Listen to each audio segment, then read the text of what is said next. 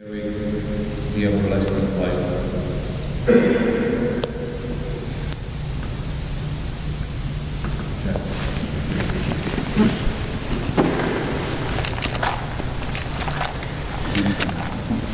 I probably will take it. I'm a little quiet. So. Thank you very much.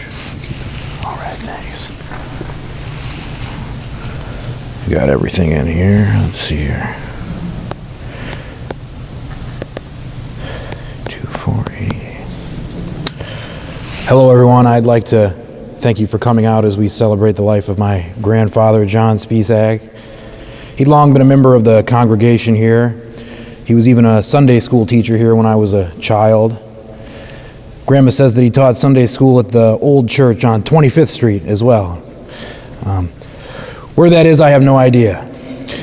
He and my grandmother, Virginia, had been married for 65 years and have two children together, Christopher and Mark, and their wives, Dawn and Tammy, with myself and Jessica being the grandchildren. I rarely remember him missing a Sunday here until the last several years of his life. He was a man of great faith. He and I, along with Carl Peters, used to come up here and move the rickety old wooden church signs around, and they had to be about 50 pounds each. It was a pain moving him, but even in his 80s, he was just as strong as I ever was. He finally let himself become an old man at around the tender age of 86, roughly. He retained his stubborn ways until the end, often trying to beat his next-door neighbors, Terry and her daughter Kelly, out to the street to get his garbage cans on Tuesdays. They always seemed to beat him, but towards the end, I don't think he really tried too hard anymore. I know few things about his career, as he didn't like to talk about himself very much, but he was an electrical engineer for a company called Daedalus, working on infrared technology. He also worked on the heads-up displays that are used in military aircraft and traveled to many countries all over the world, implementing and perfecting these technologies. I remember him working for a brief time at Burn Security, and other than that, he'd been retired my whole life. His favorite thing to watch was Tigers baseball, and after that, I'd say a close second was Family Feud.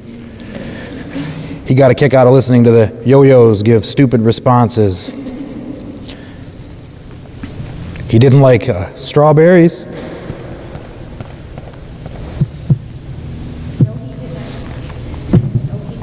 I thought I'd be good.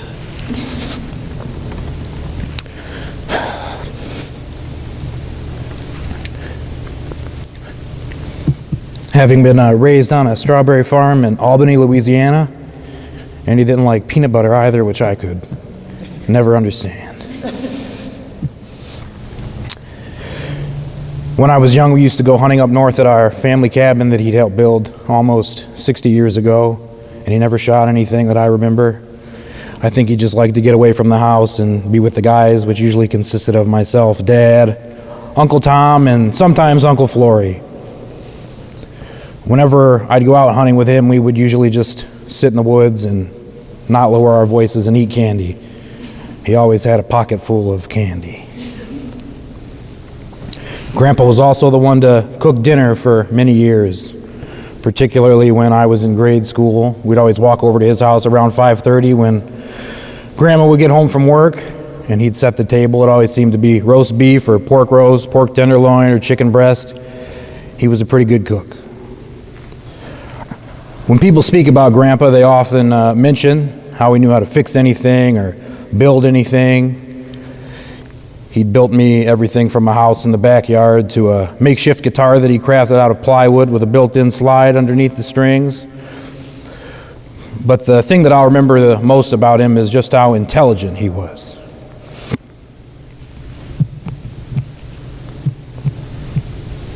Before Google,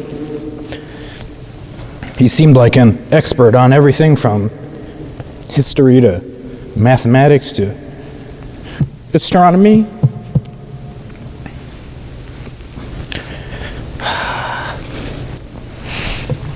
His bookshelf was always something that I found impressive as a child. To this day, my favorite book was one that he had called Our Universe Inside, there were all kinds of depictions of what life might look like on other planets and various conditions that one might face if they were ever to walk among them. Looking at these photos would always stir my imagination. Through him, I learned the value of always being curious to learn new things.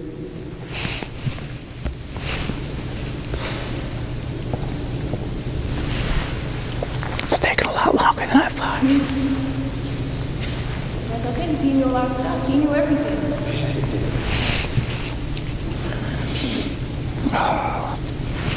Whenever we walk next door from Grandpa's driveway to our parents' house, Jessica and I always make sure to wave towards the living room window, because most of the time he'd be sitting in his chair waving out.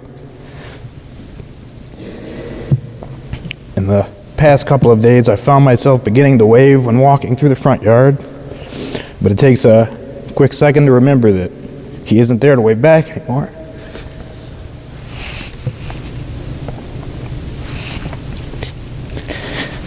He lived a life that most other people could only dream of, and he got to do it for a lot longer than many ever will.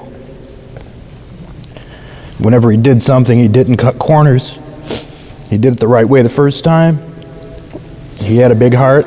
He was always ready to solve your problems whenever you couldn't figure something out. He loved his family more than anything else, and it seemed like, to me at least, that his favorite role that he took on was the role of grandfather. And nobody could be better if you ask me. He was the man.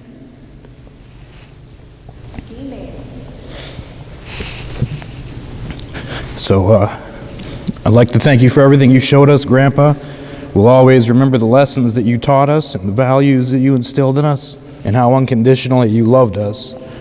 We'll never forget you until we meet again.